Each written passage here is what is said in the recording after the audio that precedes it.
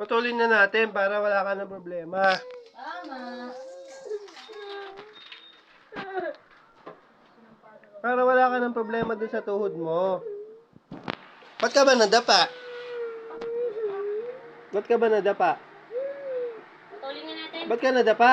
Dali natin sa hospital yan. Putulin nga natin. Ba't ka nadapa? Patingin nga. Patingin. Patingin. Patingin.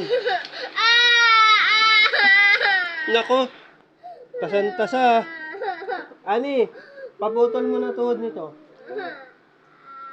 Total naman eh, sugat-sugat na ma'am. Kaya mo na maputol ang tuhod nito. Puro sugat eh. Puro sugat na ma'am. Okay na lang na maputol.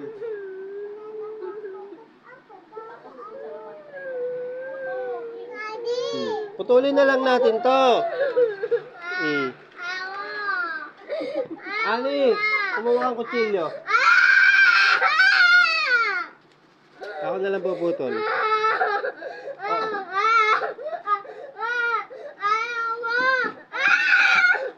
Operahan ko.